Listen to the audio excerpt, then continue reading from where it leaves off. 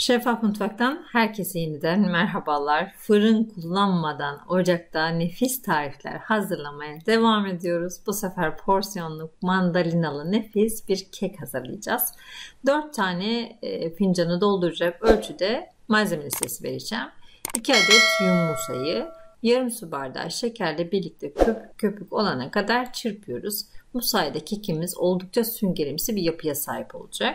Bunun içine 3,2 yani 80 milim bir bardağın 3'te 2'sini dolduracak kadar çay bardağının sıvı yağ ilave ediyorum.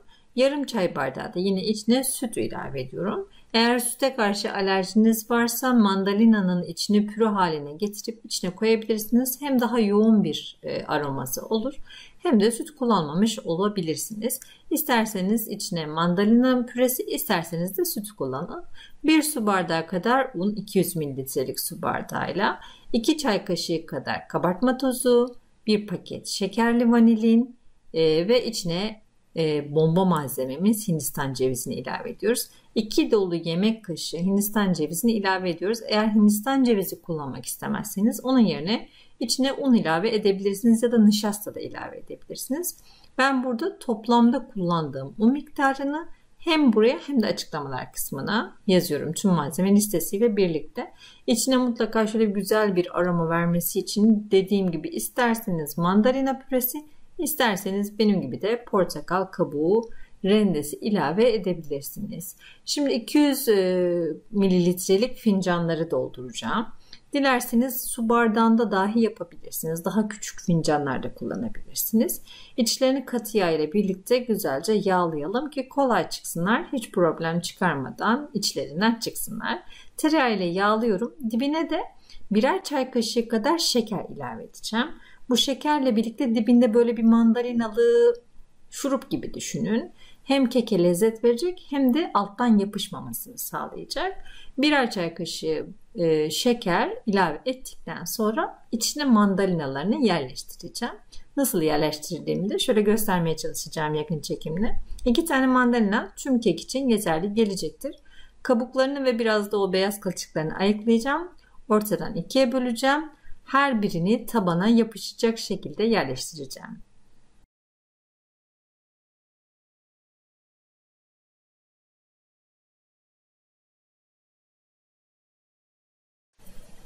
Mandalina da şansıma oldukça çok tatlı ve suluydu. Mutlaka siz de böyle sulu sulu mandalinalar tercih edin. Böyle tabanı düz bir fincan kullandım. Bu sayede mandalinalarım keke karışmadan üstüne çok güzel durdu. Tavsiye ederim. Bu yüzden eğer böyle geniş tabanlı bir fincanınız yoksa su bardağı da kullanabilirsiniz. Yani aynı genişlikteki su bardağını da kullanabilirsiniz. Merak etmeyin, suyun içine çatlamaz patlamaz, hiçbir şey olmaz. Derin bir tencere kullanmak zorunda kalırsınız sadece, onu belirteyim. Çünkü fincanların kapağın bayağı altına kalması gerekiyor. Şöyle göstermeye çalışacağım. İçine kek karışımını eşit parçalar şeklinde her birine paylaştıracağım. Şöyle birer kez sertçe yere vurursanız içinde baloncuk kalmayacak şekilde düz bir şekilde kabarmasını sağlarsınız. Diğer taraftan da 5 litrelik tenceremin içine ılık su dökeceğim ve fincanları içine oturtacağım.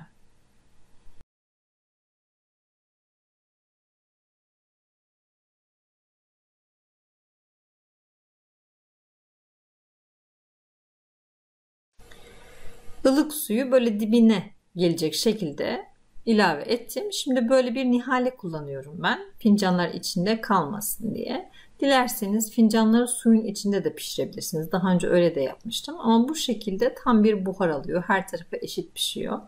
Eğer varsa mutlaka bir sudan ayırıcı nihale ya da işte bir mikrodalga ızgarası da olabilir. Kullanabilirsiniz. Fincanlarımı yerleştirdim. Gördüğünüz gibi 2 parmak kadar tencere boyunun altında kaldılar. Bu bizim için yeterli.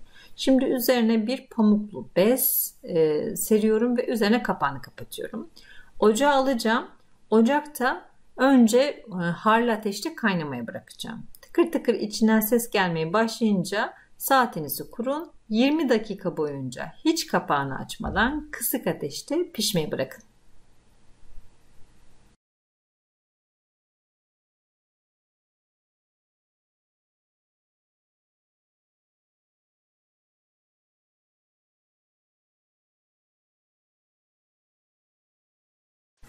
Ve tam 20 dakika doldu. Şöyle bir kürdan testi yaparak kekimin içini kontrol ediyorum. Kekimin içi gayet güzel pişmiş.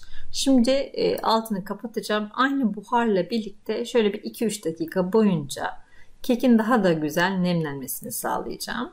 Ve servise hazır. Fincanları sıcağıyla birlikte çıkartacağım. Biraz ılıdıktan sonra da çıkartabilirsiniz. Ben biraz acele etmiş olabilirim ama benim için hiç zorluk çıkarmadılar.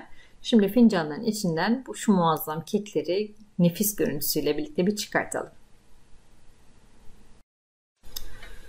Aynı tarifi fırında da yapabilirsiniz. Aynı şekilde fincanlara bu şekilde koyup fırının 180-170 derecede de pişirebilirsiniz.